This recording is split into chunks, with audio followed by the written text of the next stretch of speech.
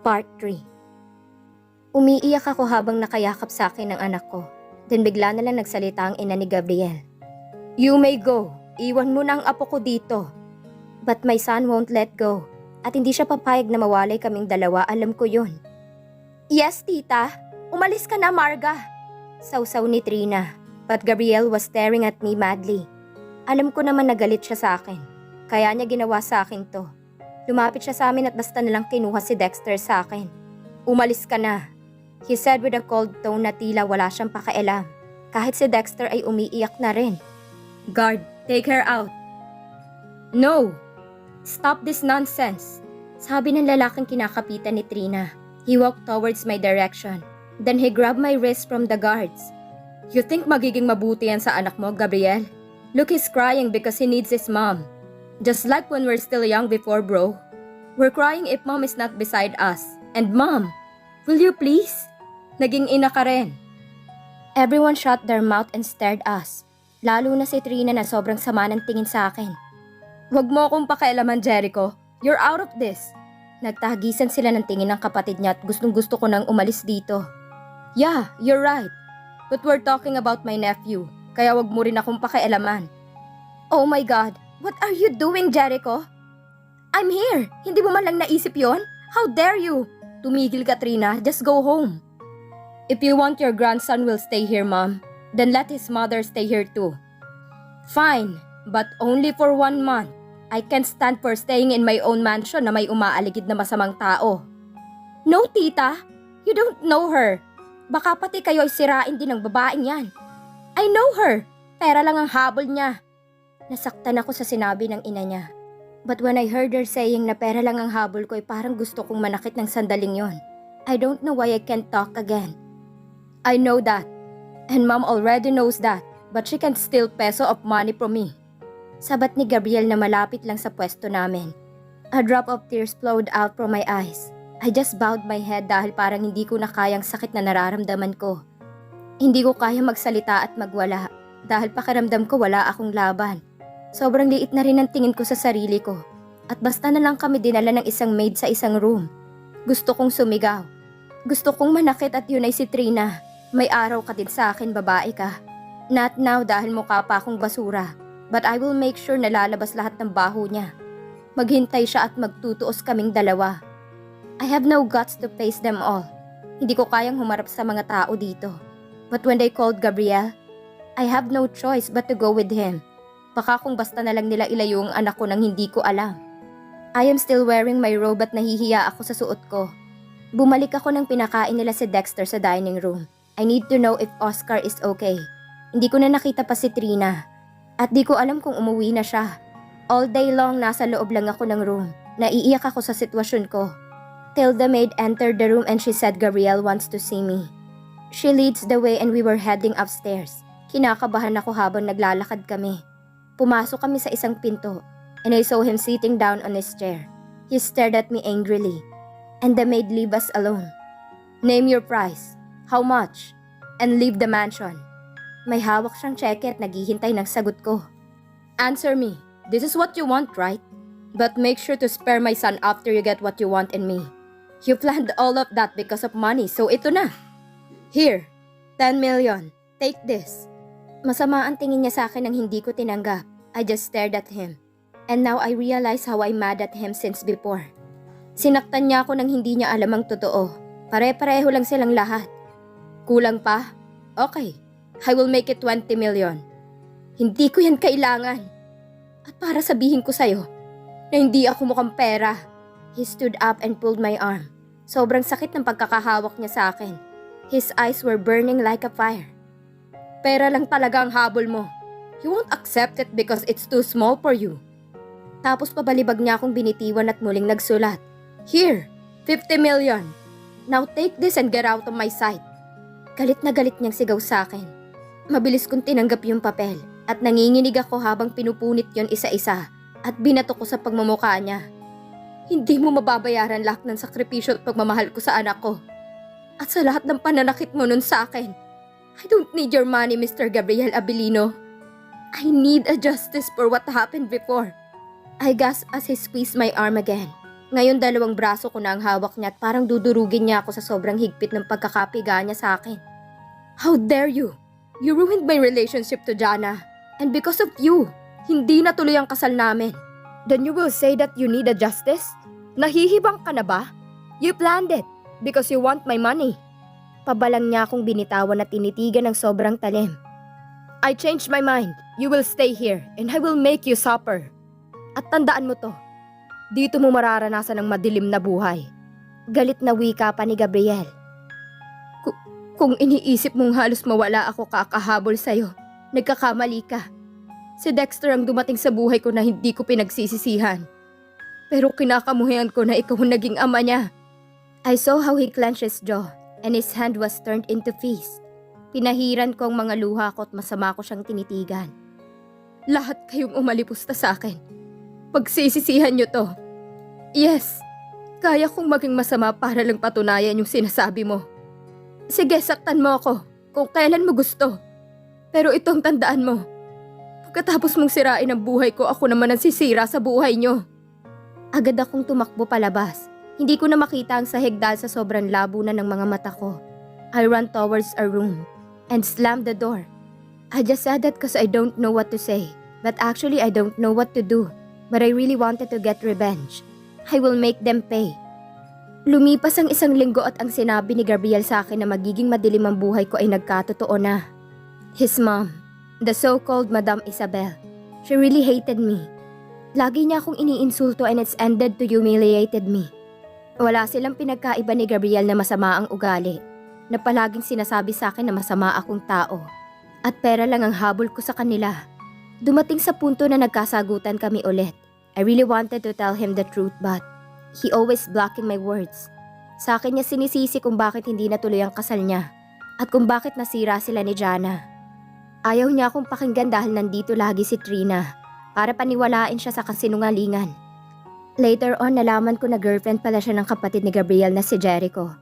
They were twins but they are fraternal twins kaya hindi sila magkamukha kundi magkahawig lang.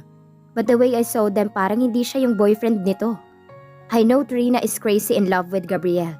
At alam kong sa mga galaw niya ay ginagamit niya lang si Jericho para mapalapit sa kambal nito. Napaka-desperada niya. I can see it the way Gabriel will bring any girls here in their house. At basta na lang dalhin dun sa room niya. Wala akong paki sa kanila. But Trina, kulang na lang sa bunutan niya yung mga babae na dinadala ni Gabriel dito sa mansyon. I am thankful that Oscar found us. He got mad and he wanted to punch Gabriel for taking us. Pero ayokong madamay siya sa gulo. Pero ayokong iasa lahat sa ama ng anak kong mga bagay na dapat akong magpo-provide para kay Dexter. And I am so thankful for having Oscar. He helped me to get my transferred license as teacher. At lumipat ako dito sa isang private school kung saan namin inilipat si Dexter. He said he felt lonely and sad dahil hindi niya na kami kasama. And the same as mine. Gusto ko nang umalis sa bahay na to. Pero hindi ko magawa. Puro mga masamang tao ang nakatira dito. Except Jericho.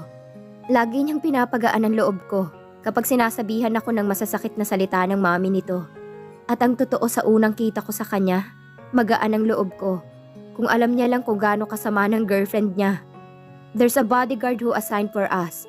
Dahil sabi ng ina niya baka daw bigla ko nalang itakas si Dexter. I do still respect her as the grandmother of my son. But I hate her. Huwag niyang ubusin ang pasensya ko dahil baka atakihin ko siya sa dibdib pag hindi na ako makapagpigil pa.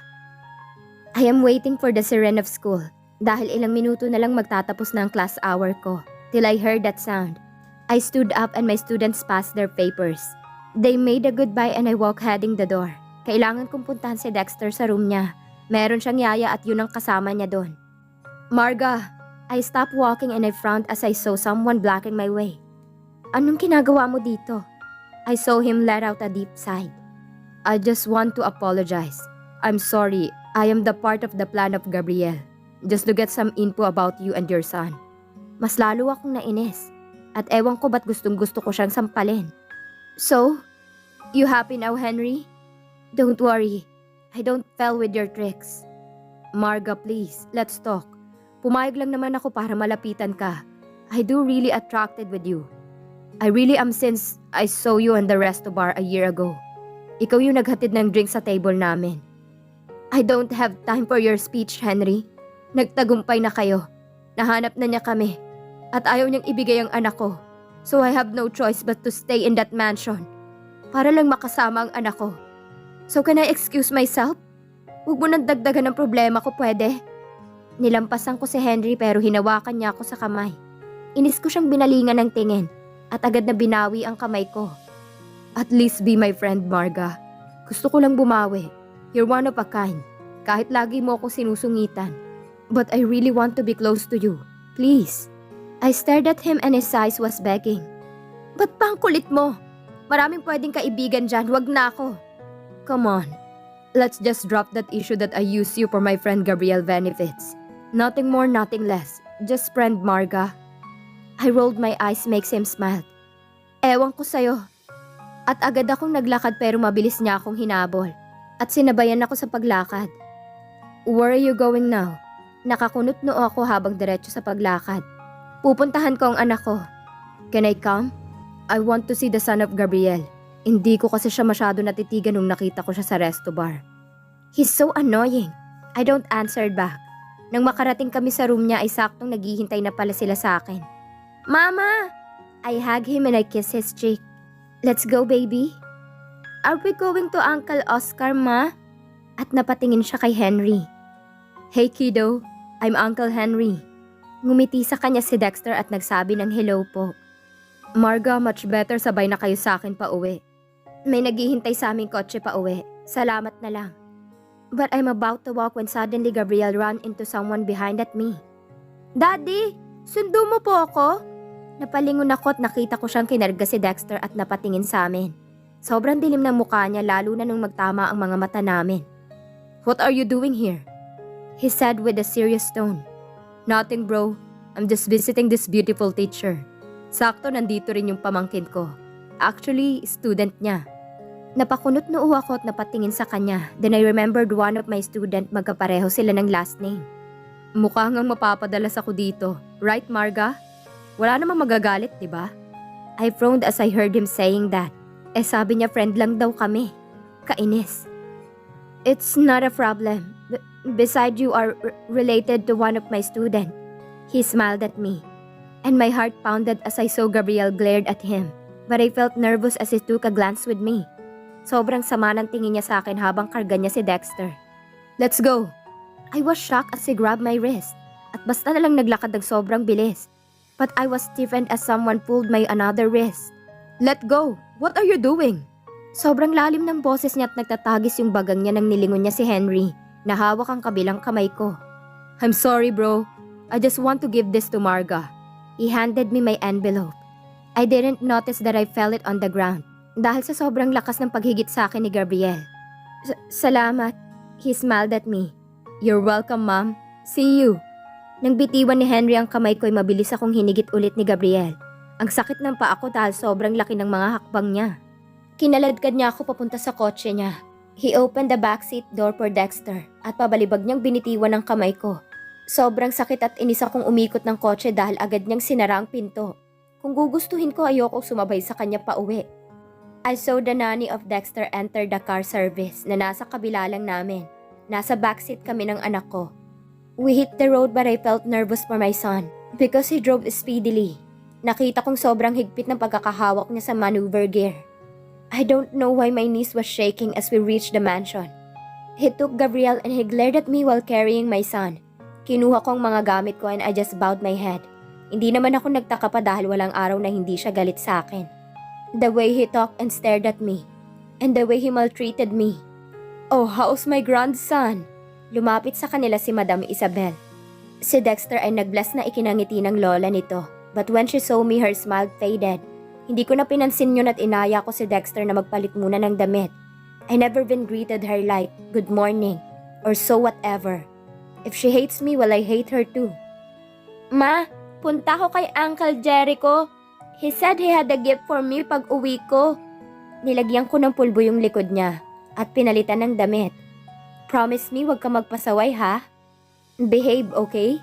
He nodded at me and he walked away. Kumuha ko ng damit at pumasok ng banyo. I stared myself at the full-length mirror. I miss Mama. Kung sana hindi lang siya nagkasakit, hindi nangyari lahat ng yon. But I'm happy now for having Dexter in my life. Ang ayoko lang alalahanin ay kung paano ako naging talunan noon. That's why all people around me was mad at me. Akong lumabas na may kasalanan. Pero naniniwala akong mananaig ang kabutihan kaysa sa kasamaan. If I were to be asked, I wanted to have a peaceful life together with Dexter and Oscar. Sila lang ang pamilya ko. Kung bakit nahanap pa ako ni Gabriel? At bakit kailangan kong magtiis ng kahihiyan sa mansyong to? Pananakit at panlalait. Kasalanan ko ba kung mahirap lang kami dati? Kung katulong lang si Mama? Kapag ba mahirap ay basta-basta na lang aapakan at husgahan? Kung pera lang ang habol ko, bakit napalaki ko ng maayos ang anak ko? Why do I need to work? Di sana naghabol ako sa kanila, di ba? I wiped my tears using my uniform. Nang hindi ko na kinaya, I let out my painful cry. My eyes were blurred, and I can see myself clearly in the mirror. Pero isa lang ang nakikita ko sa babaeng kaharap ko ngayon. She is so ridiculous, so helpless, and she's so tired and fighting. I really wanted to give up since then. Simula nang malamang buntis ako. But I did fight for that fears and weaknesses.